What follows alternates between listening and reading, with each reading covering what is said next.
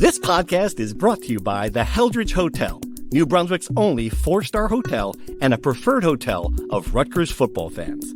The Heldridge helps you make the most of your game day weekend, providing premium accommodations in the cultural heart of downtown New Brunswick. Restaurants, bars, theaters, parks, museums, and more are only steps away. Whether you're traveling alone or with a large group, book your stay at the Heldridge and make the most of your game day weekend. Visit theheldridge.com today.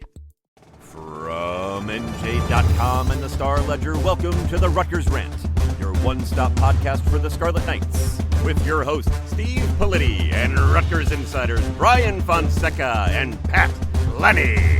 Let's start shopping. All right, hello everybody. Welcome back to the Rutgers Rant. I'm live in Las Vegas. Woo! Fonseca was here, flew back last night. You look pretty good, all things considered. Lanny, you never left the Nutley, New Jersey headquarters. So I'm going to start with this because I'm at the Mandalay Bay, and this is no Heldridge Hotel. That's all I got to say about that. And Pat, I want to ask you a question. How much? Because last night I got up and I was a little thirsty, a little parched. Stumbled over to the counter. There's a bottle of water there near the mini bar. What's your guess? What's your ballpark guesses? Give me a brand. Give me a brand of water. Give me a brand. Okay, it's a Fiji bottle. Yeah, okay, all right. It makes a difference. It's probably like it's a large bottle of water. Okay. If you buy it. $10. $10. $25 for the bottle of water in the mini bar. That's terrific. And you can't even touch it because if you touch it, you're paying for it, right? The sensors will go off. $25.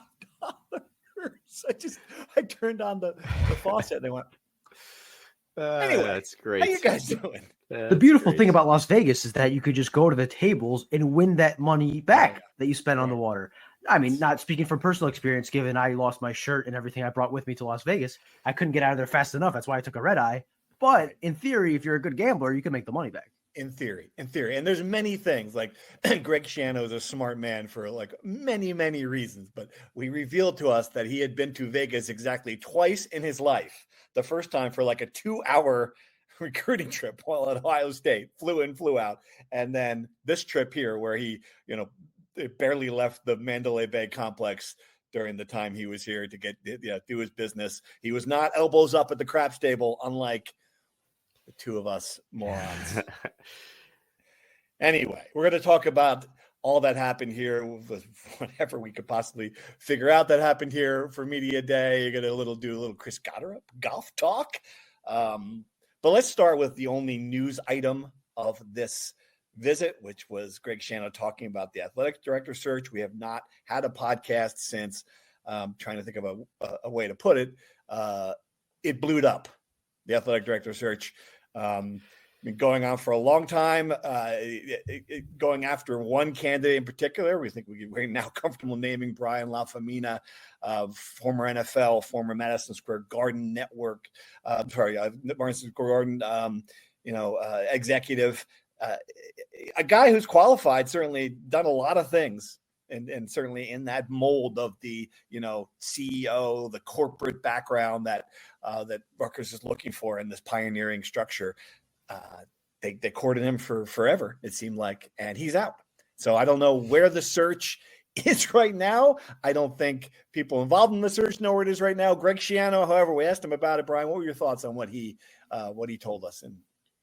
Right. Well, typically with Greg Schiano, it's like, you have to really read into what he says if you're trying to glean anything non-neutral, I guess, right? So I think a couple things that he mentioned that were interesting were that mentioning President Tate is now on board and part of the search. Obviously, they started the search in late April. Tate did not officially start until July 1st. And I guess that, to me, signals that he is confident in Tate's involvement and kind of steering the search in a certain way. And there was something else he said, but I've slept about 3 hours and I cannot remember. Steve, I need you to save me right now. Well, that was the big takeaway for me. I think that he said that President Tate will handle it now, essentially.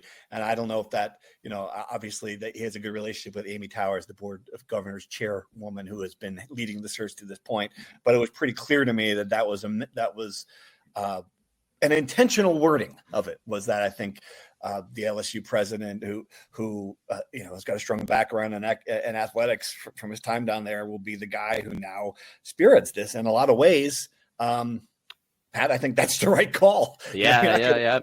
And like we said many times on this podcast, he's a guy that's pro athletics, comes from a powerhouse LSU institution that cares really a whole lot about this. So yeah, I think the guy at the top should be leading the charge, and that's kind of what you would expect. So my only thought about what Schiano said was, what else was he gonna say? Like, oh, we are at this failure of an institution and can't get anything done. Like that's what he was gonna say here in front of cameras and the media. Yeah, what the hell is wrong with this? Yeah, that's it. What else could he say? He's gonna go with the flow. I mean, he would say a lot, which we would all appreciate. I just remember the other point, which kind of ties back into Tate being at LSU. Greg made a point to say that, and he says this about other things, but I think it was pointed this time that we have to do the right thing for Rutgers, not for that work at other places, but what works at Rutgers, right? And I guess you and I kind of talked about it, Steve, but is that an indication that the current idea of a CEO of athletics and then an underperson of athletics, which Maryland is doing, right? Like that's their model. A lot of other schools are doing. Was it that, or was that literally Greg Schiano saying one of his favorite lines of like, Rutgers is a unique place, we have to do right for Rutgers? This is the thing, when you're Schiano and you say these things that are neutral, you leave a space open for some interpretation. That's what we love to do, don't we? Yeah, of course. And I wonder that as well. And I will say this, like, I think the Rutgers got in trouble here. The reason where we are now, we've tried not to, go overboard with our criticism or panic about the situation. It's a search. It'll eventually be filled. But I will say that people, being around other people in the Big Ten and being around Big Ten media, there is a sense like, what the hell's wrong with Rutgers? It's like another one of those only at Rutgers things. Like I'm getting a strong vibe of that walking around Vegas, talking to people. Maryland was made huge news for making 3 hires in less time and paying $2.6 million for it and doing the structure that Rutgers wants. And meanwhile, what's going on in Rutgers? We get that question all the time. So it's out there. It's not an invention from us. It really is a narrative here behind the scenes with Rutgers. That said, we didn't want to overdo it. And I think what I wonder if it's happened now is Rutgers got married to 2 things. One, to this structure where it's gonna be a CEO. We're gonna do pioneering. We're gonna be different. We're gonna approach this new model. Number one, and number 2, if they fell in love with a candidate. And I don't think if anybody follows Rutgers and are reporting on this, Brian LaFemina was not some new name for Rutgers. He's been around, and he was at the USC game talking to people, in October. So this is a guy who's been on the radar. Turnkey didn't turn up Brian LaFemina in May.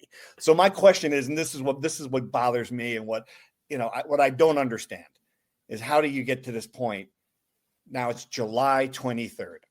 Then that's the one thing about the search. Like, I get it. Things take time. It's complicated. A lot of people are involved in Rutgers. They had a presidential search. I get all of the excuses. I get all of that stuff. I understand all that. It's valid. It's not an excuse. It's valid. I just don't understand, if you identified a candidate and you knew what you wanted structure-wise, how are we still hearing that? How did it take to July 23rd? You hired the firm in April. Like, that's kind of why I'm looking at this now, scratching my head.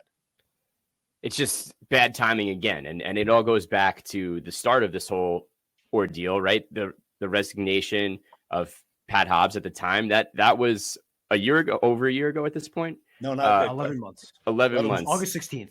Okay, so we're getting close to that, which means that there was all this time in between that too, preparing, but all the people that were in those preparatory roles and meetings, they're all kind of gone too. So it's been a kind of crazy trickle down effect. There's going to be a lot of jobs that need to be filled, not only athletic director, but maybe a deputy. They're going to have to fill in the compliance role. They're going to have to fill in, there's probably going to be a chief of staff, Ryan Pizzari's spot. Like, there's a lot of Kate Hickey's retiring, right? Like, this is an athletic department in the most transformative time in college sports. That is, the entire place is empty pretty much. Right. Yeah. Your women's sports administrator, your compliance person, the person who handles the payments for to the athletes who came up with the distribution. I mean, your chief of staff, all the institutional knowledge from Ryan Passari. It's just like it's incredible. I mean, and that's not a small deal. That's a lot of people, and I get it. Like maybe the new person was going to come in and replace them, but I mean, we are a month away, from Matt Collier-Giovanni, the interim AD, great dude, facilities guy, shaking Greg Schiano's hand when he gets off the bus before the Ohio game. I mean, this is the kind of stuff that, when people say, "Oh, Rutgers," this is it. This is the kind of stuff that gets attention, and I don't really know how it got here. The interim to the interim, very Dwight Schrute-esque job title here. Again, it's only at Rutgers. Just the timing stuff. Like Brian Lafemina was at 2 home games in September, less than a month after Pat Hobbs resigned. Right, so he was.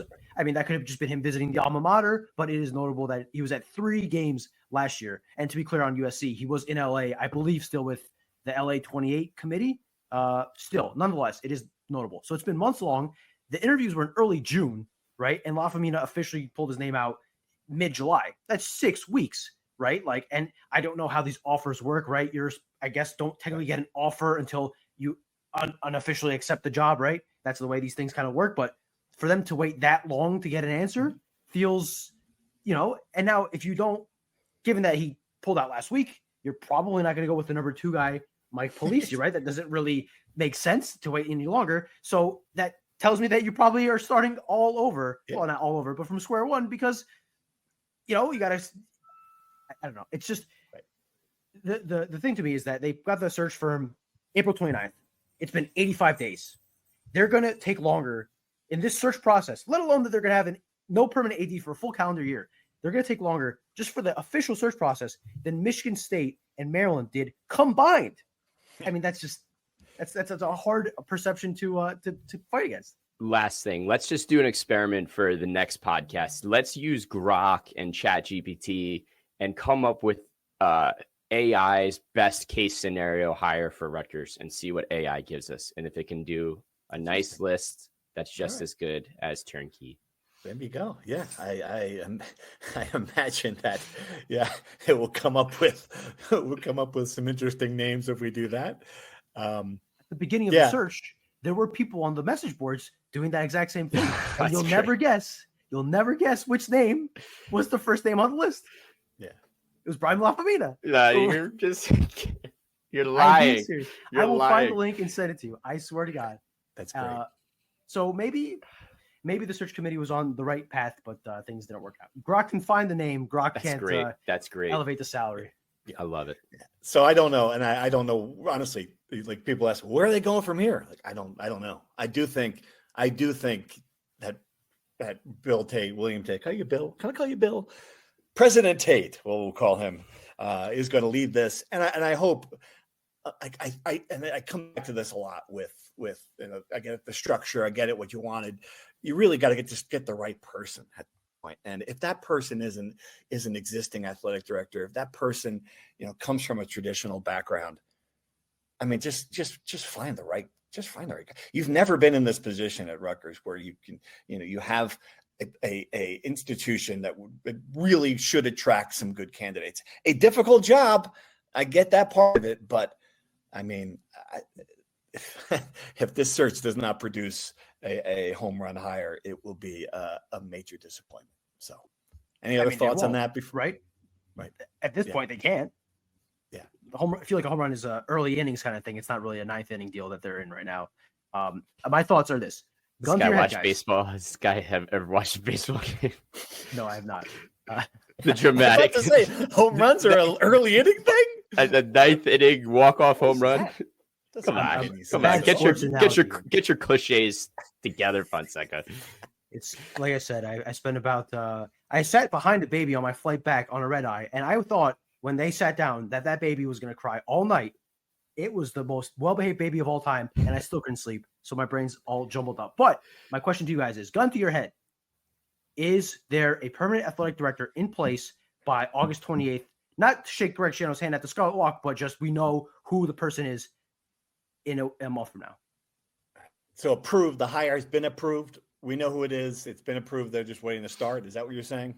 Get this. Sure. We know who the athletic director is, whether they're approved officially or not. The point is, like, we know that this is the person. They've unofficially accepted the job, whatever. Like, we know who it's going to be. I'm going to say no. Yes. You're going to say no. Wow. I just can't imagine another 5 weeks. I can't imagine. But I mean, I couldn't imagine we'd be here. So you think I only say no because of the reasons you just said before, Politi, that the track record is not there and you have to get the right person now. So it's almost a complete restart. And if it took you 4 months to get to the leading candidate the first time, how many months is it going to take to get you to another leading candidate if that's the right hire? That's why I'm saying no. I'm on Pat's side here. I would be surprised, which would be, again, a bad look. You can all the justifications, and a lot of them are fair. New president, new general counsel, a lot of changes in flux. Official search didn't start till April 29th. The reality will be this. Rutgers will have gone a full calendar year without a permanent athletic director, and we'll have 2 interim athletic directors, which is, I haven't done a deep dive. That's got to be, if not unprecedented, I mean, like, a very rare thing in college sports, right? Like, you would think. Are they going to make history? Who can imagine? Who can imagine? The birthplace of college football is the birthplace of the interim athletic director. It's just wild. Just wild. All right. So we'll see who's right. As always with the picks, I'm on the other side of this one. I think it'll be done by then, just because I just can't imagine. It'll be done. I'm going to Italy in August. It'll be done when I'll be sitting there at the Coliseum, and I'll get the text at that point. That's what it's going to be.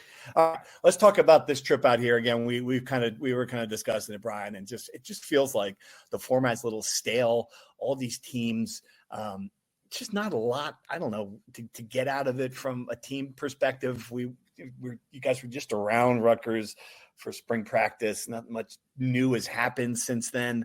I will say we did spend some time with Greg Schiano in his suite before this all started, and he seems like really relaxed and positive. Like, and I pointed this out to him. I said to him that if you added up his two terms together, let's call them terms. He's been on the job 17 years at Rutgers. He would be the 6th most tenured coach in college football, which is pretty amazing. For a lot of guys in this profession now are getting grinded out by what's happening behind the scenes. And no one, then this is the other part of the athletic director thing. No one deals with more of this than Greg Schiano with the contracts and with having to handle all that himself, because there is no infrastructure in place to help him in the athletic department.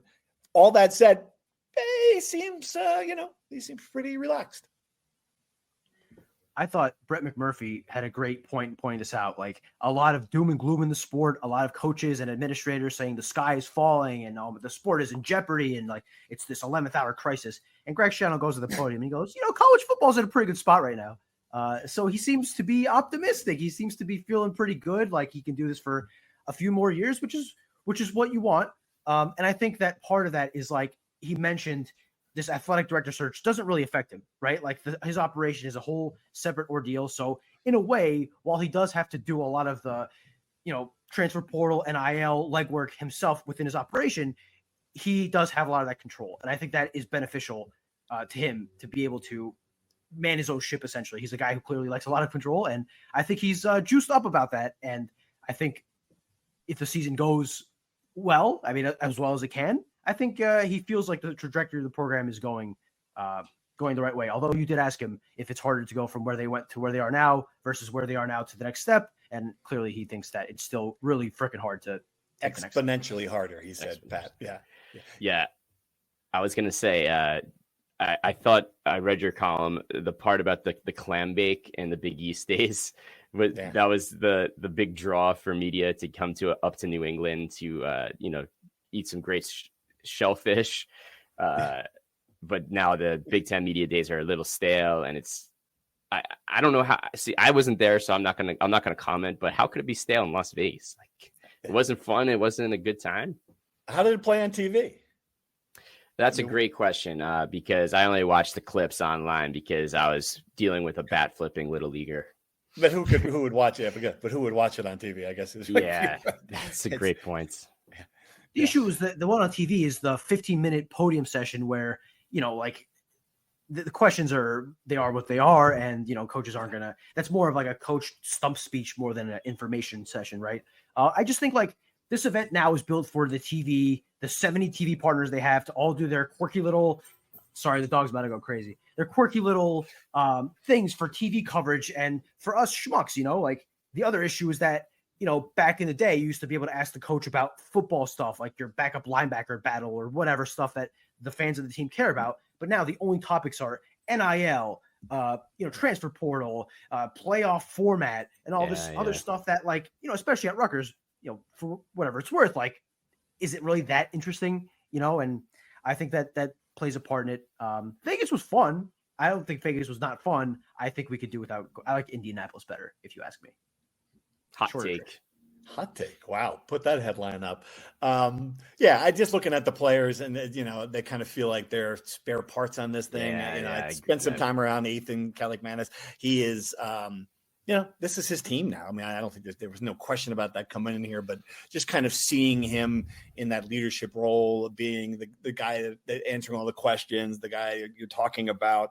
I spent some, time that just talking to him about his expectations, and he's not going to give you much in that side, and that's probably good. But he's a feet where his feet are planted kind of guy. It was funny, like there was a reporter from Minnesota who was trying to get him to bite on questions about going back there and playing the Golden Gophers, his former team, and he was just not having it. He was like, "Dude, just go away." That was the one observation.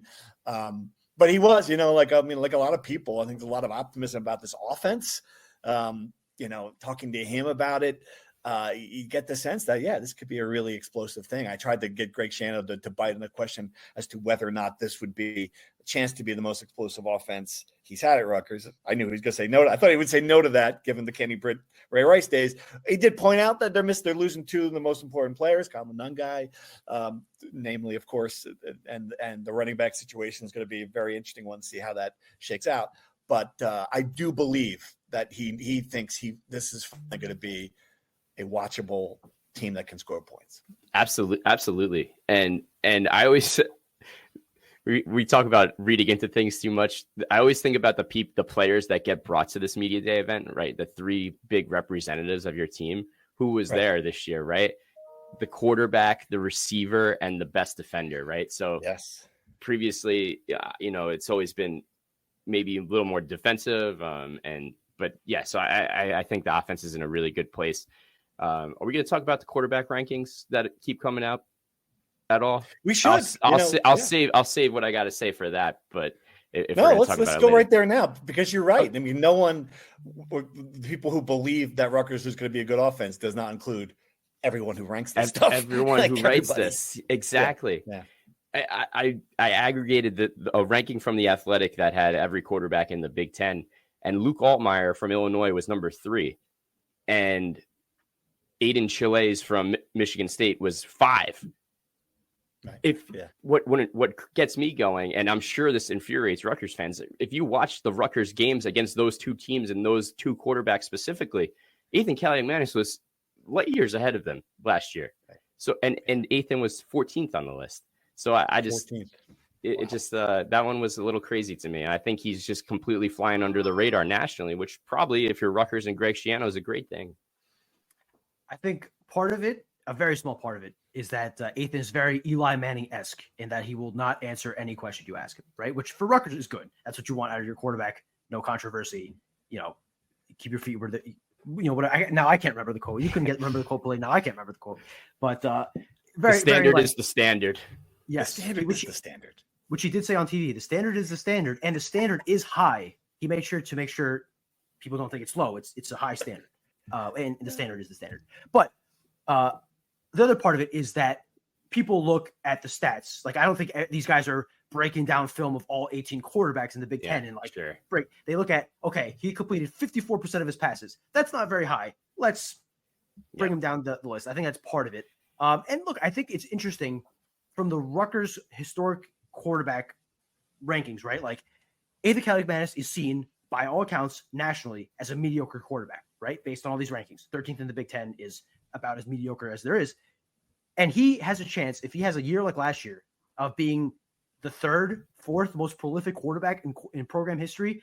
despite only being here for 2 years, right? So what does that say about Rutgers' history of quarterbacks?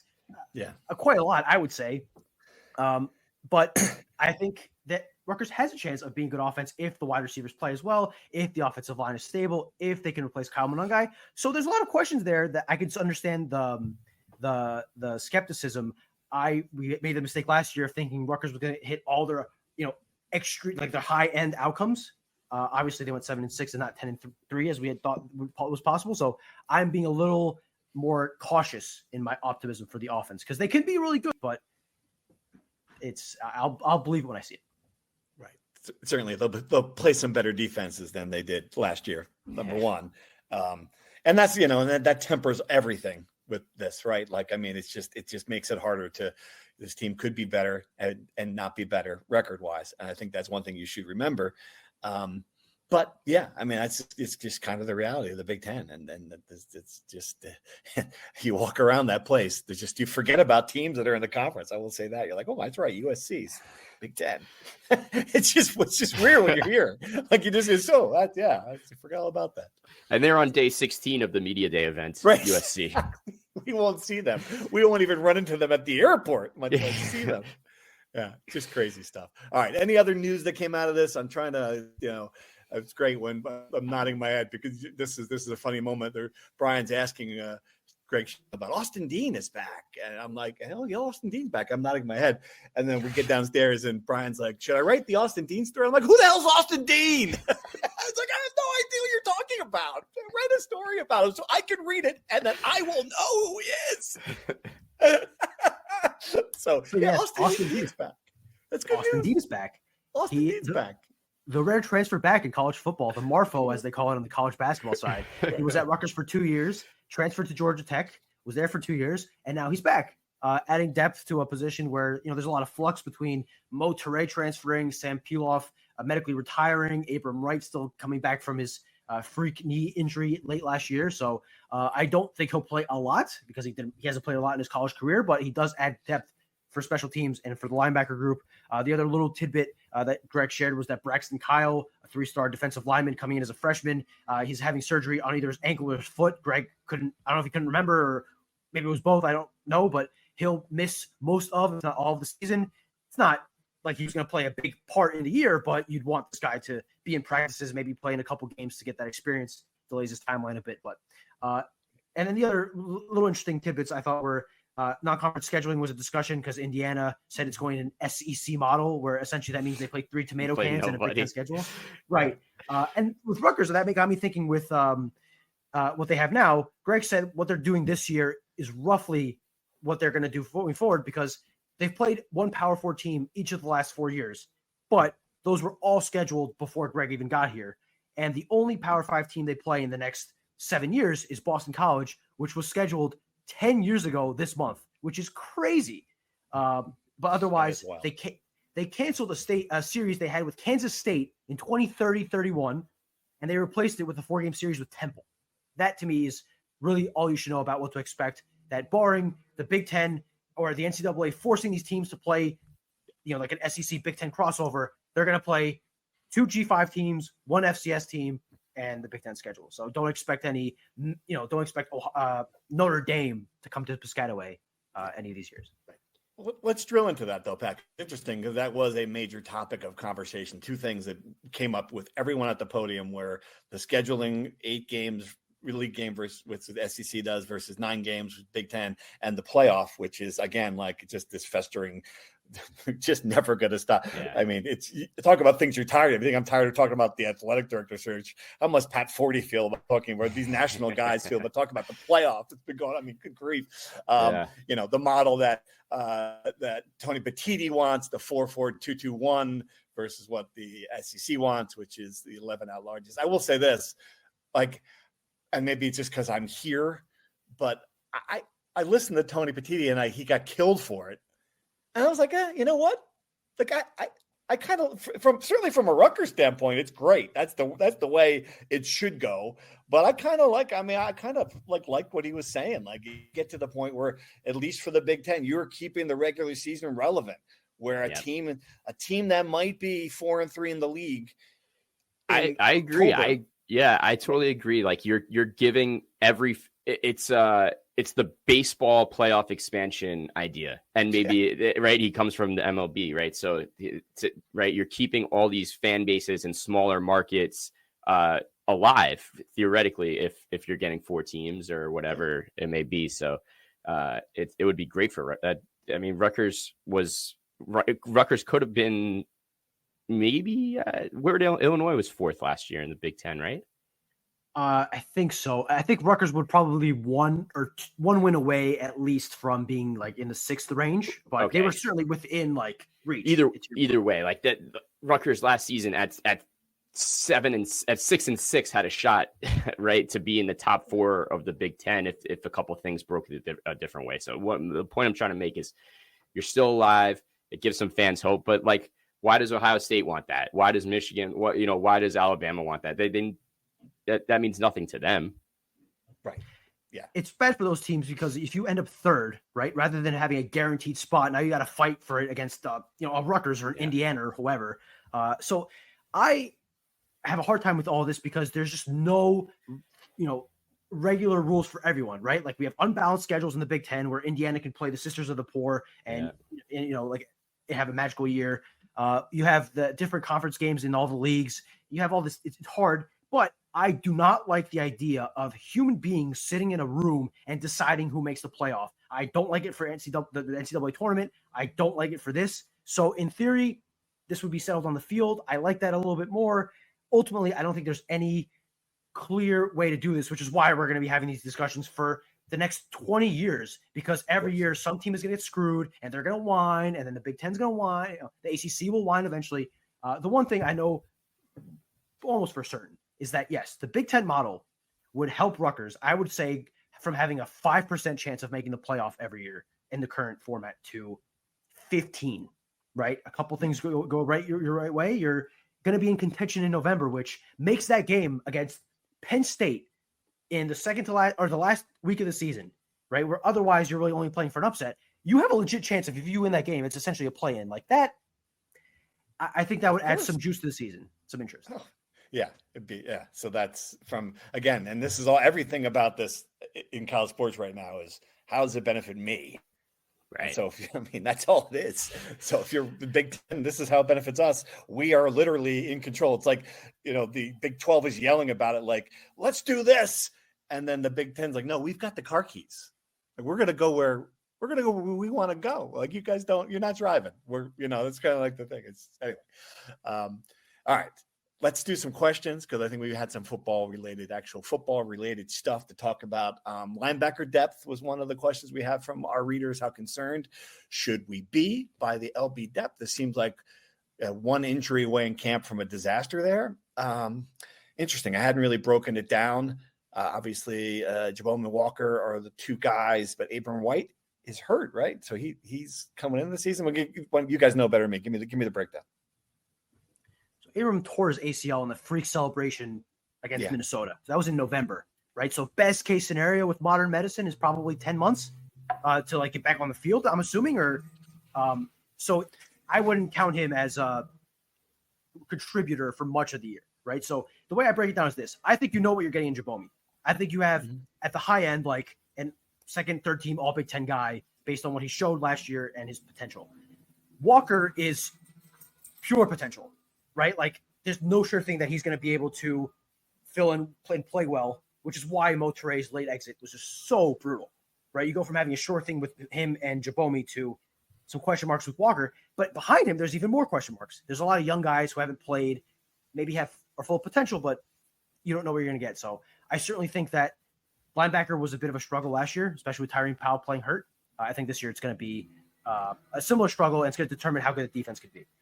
If Jabome gets hurt, are we looking at a situation where a true freshman would be involved there? You think, or we still Austin Dean is back. That's right. It's right there in front of you, Politi. Come on, you were in the room when we talked about this.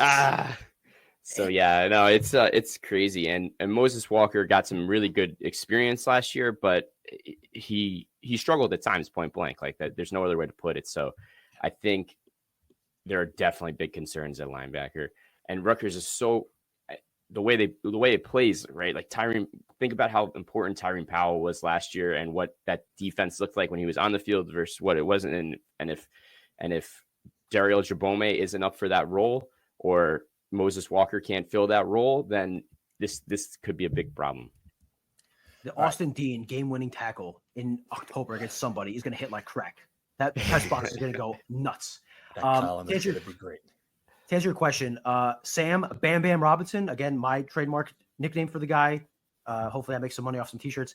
He's probably like the next in line as far as potential. DJ McClary is a true freshman from Jersey City. He went to Snyder. He probably has a chance if needed. But again, unproven guys who maybe it works out, maybe it doesn't. I think in the unfortunate and unwanted event that DJ does suffer an injury, then the defense, the floor goes down significantly. And you're looking at like that's a potential of all the worst case scenarios. That's got to be top 3, top 4, because that can derail your season. All right, another question. Dark horse candidates. Who is the dark horse candidate for best defensive player and best offensive player? Give me your theory. I was for defense. I was going to say Jet Elad, the guy they brought in. I don't know if he qualifies as a dark horse candidate because they spent a lot of money on him, brought him in. But I think they have high hopes for him. What do you think? Put you on the spot. All right. Go ahead, Brad. Go ahead. No, go ahead, Pat. You should have one. Good. All right. On offense, I'm only bringing it up because we haven't talked about it yet, and I thought it was pretty relevant in terms of the conversation earlier. What about Sam Brown, the running back? Yeah. What if he comes back and has comes back from injury and has a remarkable campaign? I think that's a great dark horse on offense. I don't have a defensive one right now, so you go, Brad. Yeah. I can get one. Sam Brown, the way Greg talked about it, he said they have to be smart with the redshirt rule, which means they can play 4 games in the regular season in any playoff.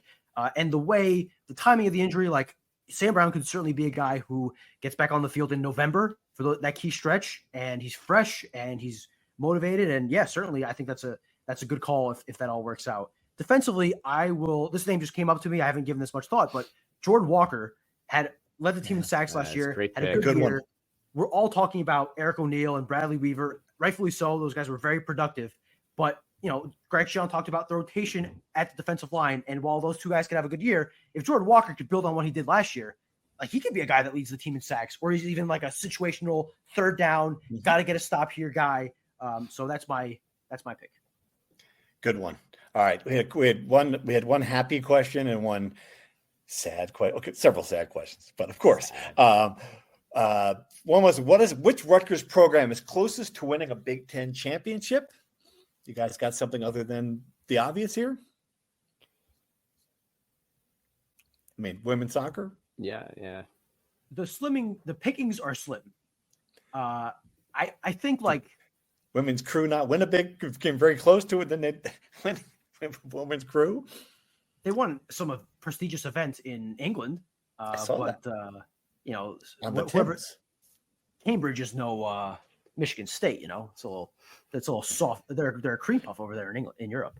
I think about like sports where there are not this juggernaut. Like men's lacrosse, in theory, could be good enough, but Maryland is just so much better than everyone else in the league that I just don't see a scenario where they beat a team like that to win the Big Ten.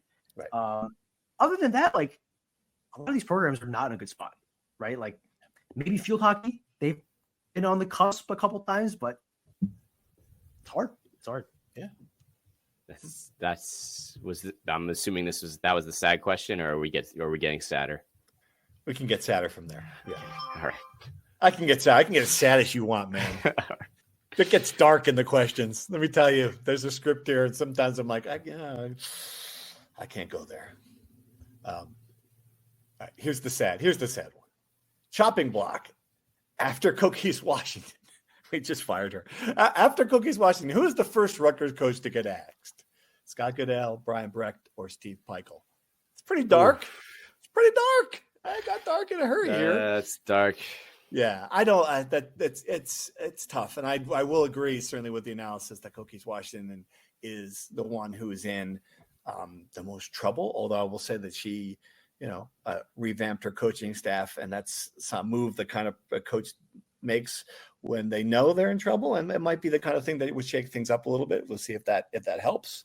After that, I don't know. I don't think Scott Goodale's in any danger. I think it's crazy that we're even asking it. That's on the list. Brian Brecht, I don't know. Like at what point do you start? If you're a new AD, at what point do you even look at lacrosse? You've got like 57 other problems before you get to lacrosse or wrestling. Steve Peichel, I think that's it. I think that's your answer. And even then, you've got a contract through 2031. So,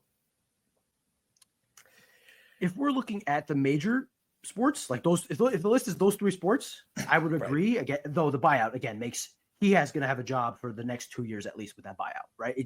I just don't see a scenario where Rutgers has the money to pay him and his staff to leave and pay a whole new staff to come in. This is not feasible. If we're talking the rest of the sports, Jim McElderry, I really hope I got his name right if I'm going to be firing the guy here, but men's soccer has had a couple of rough years. I think this is kind of a prove it year. And I believe his contract, the Oprah public listing system is not always up to date. So I could be wrong here. I believe this is the last year on his current contract. So if it's not this year, it's next year. My point being that it's kind of put up or shut up time for the men's soccer program, which has had a rough couple of years. But that's my candidate. I mean, the other part about that though, Pat, is you have to start setting different expectations for some of these programs in the new world. Like, are we really, does anybody expect any resources left over for men's soccer? I don't know. It's a great point. I don't know. I'll just, because Scott Goodale was on the list, and we talk about this all the time on the podcast, like Goodale's not doing a good enough job. He's not doing a good enough job. He's not elevating the problem, elevating the program. Just think about where that program was when he got there. He took it. He's taken it very far. They're in the top 25 every year. That should be the least of the athletic director's concerns. Right. One thing on Brecht, really quick. They brought back favorite son Scott Bita. He was a captain of the team. He was the offensive coordinator at Michigan, a rising star coach in the lacrosse industry from all I can glean, right? Not that I deep dove into this, but a very good hire from Brecht. And I think maybe I don't know if it's directly after Brecht, certainly a potential future Rutgers men's lacrosse head coach. So really good hire from an athletic department, which again, does not have a permanent athletic director. They're still hiring assistant coaches. Who's approving the hires? You might just be able to hire someone and then the 10 months later, someone says, who signed off on that? And it's like, I signed off on it. I'm in charge. Got to sign off on it. It's kind the of two amazing. signatures, if you're actually curious, of the contracts I've seen since the three signatures, since Pat Hobbs resigned, I believe Caitlin Schweihofer, the volleyball coach, her latest contract was signed by Ryan Passari. And the majority of the other coaches were signed by Michael Gower, who's like the university CFO. I don't know if that's his official title, but he's essentially the finance guy for the university. And Michael Zuhl, the finance guy for the Rutgers athletic department, who maybe could be next in line for the interim athletic director title if it comes to that. Ooh, fingers crossed. All right. Other questions. Najai Hines. Is that how you pronounce that? Najai Hines? I think so. Okay. I believe so. Curious about Najai Hines, 4-star center from Plainfield, just reclassified to 2025 and committed to Seton Hall, recruited by Indiana and others. Rutgers never even made an offer. We had some other discussion about that in the Discord. Brian, do you know anything about what's going on with that recruiting situation?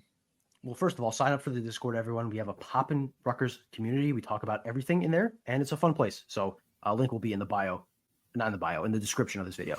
I think clearly Jerry Carino laid out the relationship piece of this really well in his story yesterday, but Shaheen Holloway is really close with his high school head coach. They have a long-standing they were recruiting him for a long time. He was clearly a top target for Seton Hall. I don't know the intricate details of this recruitment, but given that Rutgers didn't offer, I think either A, they didn't find him to be a good prospect. Sometimes it's as simple as that, or a prospect they would want in their program. Or B, they knew that, in this case, Seton Hall had such a front lead on this that there was really no point allocating resources to that. NC State kind of came in late in the race for this, and Will Wade, that to me is a really good sign for how good of a player he is. When Will Wade wants you, I take that as a ringing endorsement. But he couldn't fend off Seton Hall because they just had so much of a lead here. So I think it could be as simple as that. Could Rutgers use him? Certainly.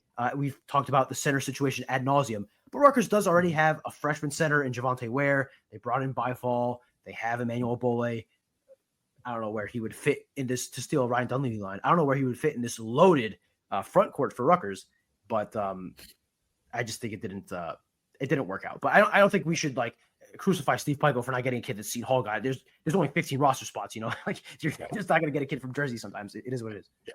All right. Should we give you like 30 seconds to talk anything else basketball before we move on? This might be a good transition. I don't know that we have much more need than that at this point, but go ahead. Yeah, I'll be quick. I mean, they've been undergoing summer workouts for a couple months. We haven't been able to get into a practice to watch, not just us, but the media contingent at large. I've just been told that Steve Pikiell wants to get a good feel for his team, a lot of new faces, just wants to get an idea. And my sense is that he's not particularly enthused with the way the team is viewed. Obviously, we've shared our outlook for the season. John Rothstein, national writer, has said that he thinks Rutgers will finish 16th out of 18 teams, right? So there's a lot of negative perception about where the program is right now in this team. And I think Steve Pikiell wants to kind of go back to the old days of, working in silence and kind of just letting people see the team when the balls roll out in November. And I think it's good for them in a way, because Rutgers was at its best under Pikiell when there were no expectations, and they surpassed those. So I think if you're Steve Pikiell, you're happy that you're getting picked 16th, because if you finish 10th or 9th, everyone feels pretty good about the season, right?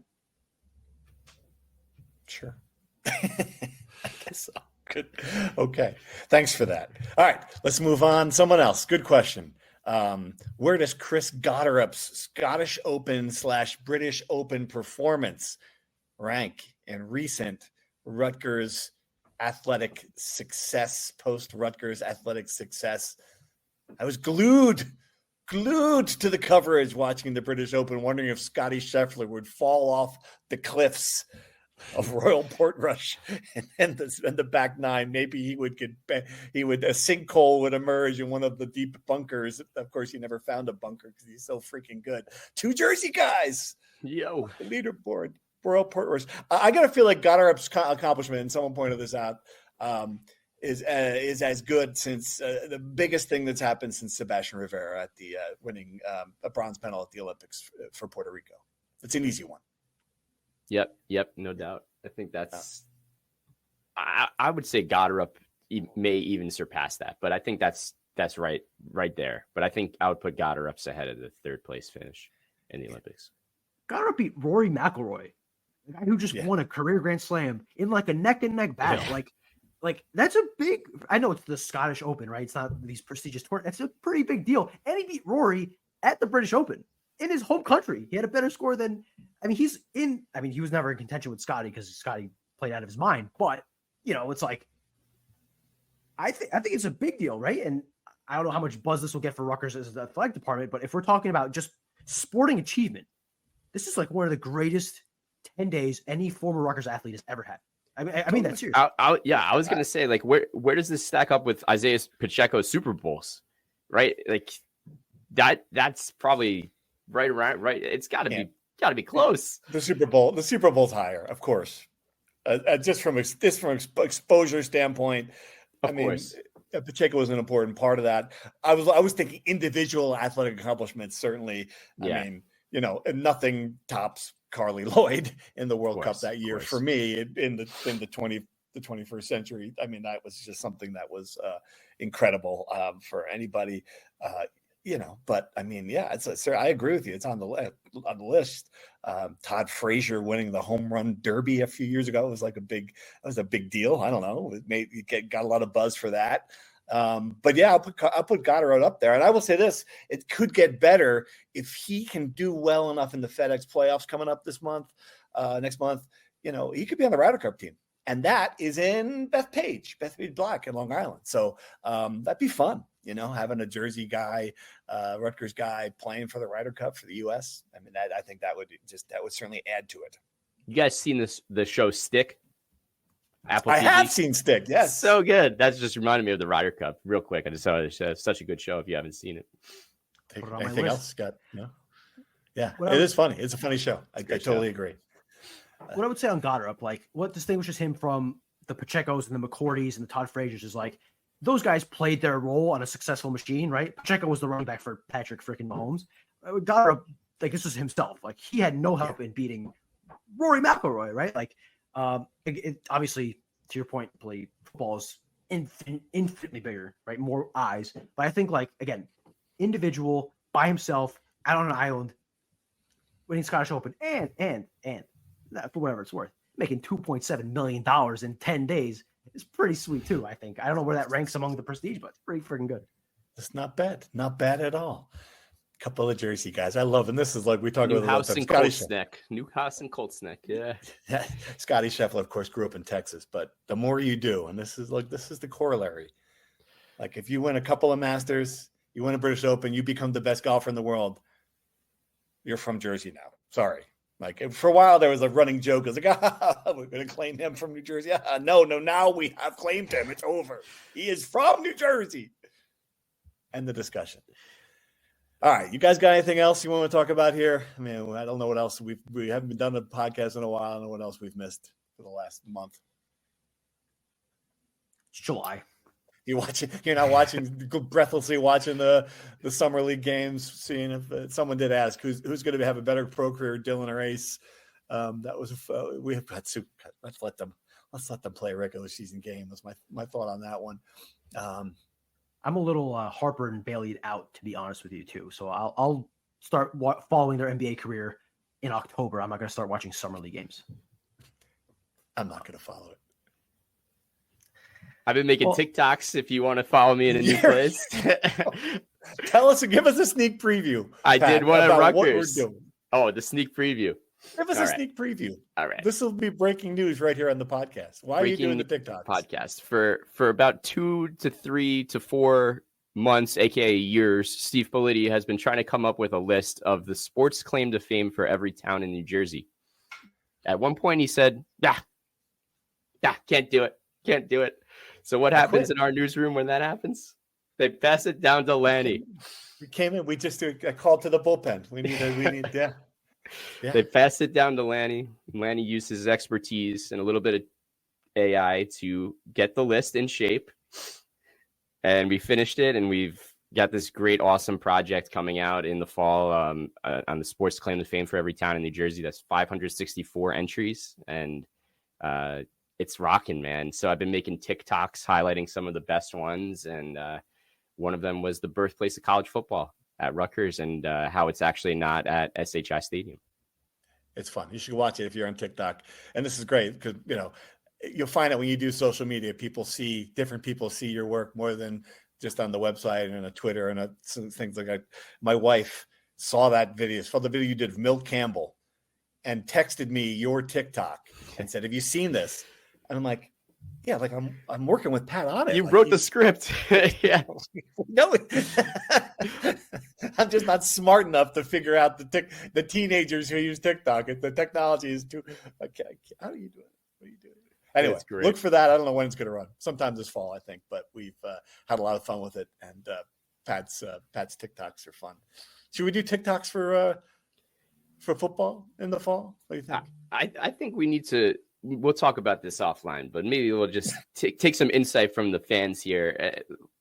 I love our 3 boxes here.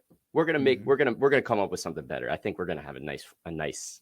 I think our technology is gonna improve. And Pat Lanny, the producer, social media sensation, is taking lessons on podcasting. So hopefully, we may see some improvement. That's incredible. There you go. Oh, the Heldrick's getting its money's worth out of this now. All of a sudden, we're going to try. Pat just said it. He just put it. Write it down, folks. Pat just said July 23rd. First job. Bring your microphone with you. Going to try. Great stuff. All right. End it there. Yeah. Appreciate it. Thanks, everyone, for listening. Hopefully, I'm joking. We will have another show before there's an athletic director, I'm sure. Don't know what we're talking about. Camp's coming up. A lot of football coming our way. Looking forward to it. Thanks. Thank you for listening to the Rutgers Rant.